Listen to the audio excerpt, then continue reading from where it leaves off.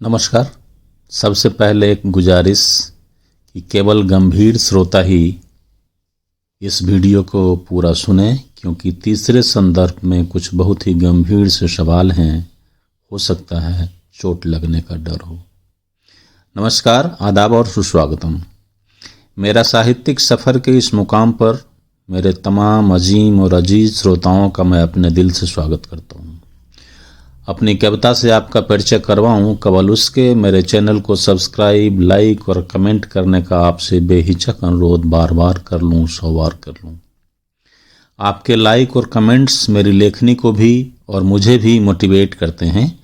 मेरी इल्तिजा उनसे भी है जिन्होंने मेरे एपिसोड तो देखे सुने हैं, किंतु चैनल सब्सक्राइब करना छूट गया है। प्लीज़ सब्सक्राइब कर लीजिए। आपका यह सहयोग मेरे चैनल को चैनल के लिए अनमोल होगा। इन्वेस्ट आइडिया चैनल का लिंक डिस्क्रिप्शन में है। चैनल को सब्सक्राइब कर दुनिया की सुनहरी तस्वीर भी देख सकते हैं, सिक्का का दूसरा पहलू भी। बहरहाल मैं आपकी कविता की तरफ लौटता हूँ अपने ही एक मुक्तक के साथ कि यकीन रख कि दशा बदलेगी, यकीन रख कि फिजा बदलेगी, भरोसे का खून हर गली हर चौराहे पर, लेकिन यकीन रख कि ये हवा भी बदलेगी। अब आपकी कविता से आपकी ही मुलाकात, जिसका उन्वान है रजनीगंधा। बौराया सा पेड़ का एक सूखा पत्ता धीरे से सरक आया था, धीमे हवा के थपेरे के साथ मेरे बिस्तर पर रात के तीसरे पहर। बौराया सा पेड़ का एक सूखा पत्ता धीरे से सरक आया था, धीमे हवा के थपेरे के साथ मेरे बिस्तर पर रात के तीसरे पहर। कभी कर्र कर्र की आवाज आती, कभी चुप हो जाता पत्ता, न जाने क्यों। समझ में नहीं आता कि पत्ता जाता क्यों नहीं कहीं और।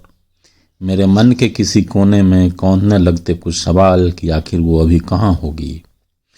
किसी के बिस्तर पर अनमने ढंग से लेटी वो मेरा इंतजार तो नहीं कर रही होगी।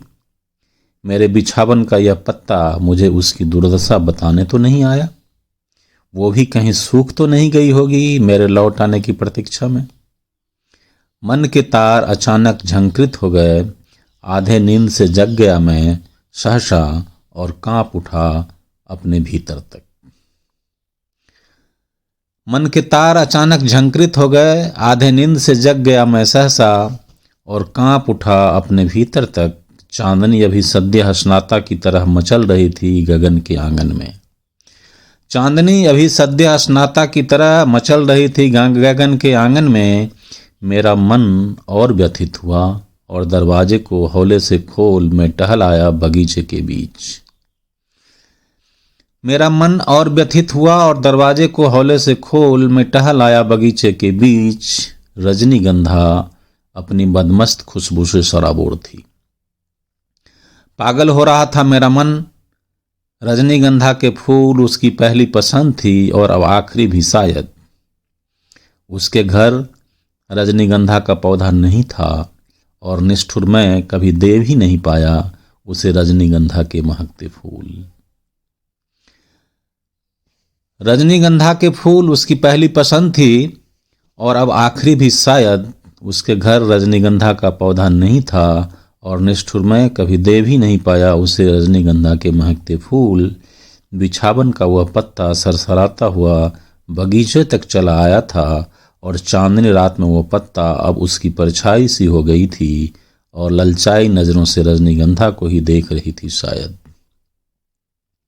बिछावन का वह पत्ता सरसराता हुआ बगीचे तक चला आया था और चांदनी रात में वह पत्ता अब उसकी परछाई हो गई थी और ललचाई नजरों से रजनीगंधा को ही देख रही थी शायद।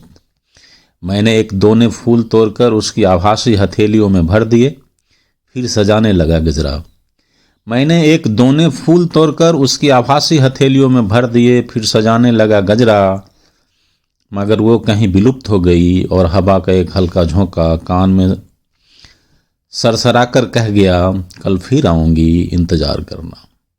आज कई बरस बीत गए, न वह पत्ता आया न वो। मैं बस प्रतीक्षा में रोज रजनीगंधा के आंचल बुहार लेता हूँ, पर वो नहीं आई। शायद ही अब वो आए भी, मगर मैं अब क्या करूँ, नींद भी तो नहीं आती। मैं बस प्रतीक्षा में रोज रजनीगंधा के आंचल बुहार लेता हूँ, पर वो नहीं आई। शायद ही अब आए भी, मगर मैं अब क्या करूँ, नींद भी तो नहीं आती।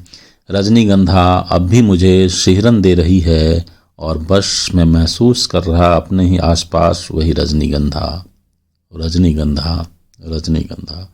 शुक्रिया, नमस्कार, आदाब, जय हिंद, वंदे मातरम।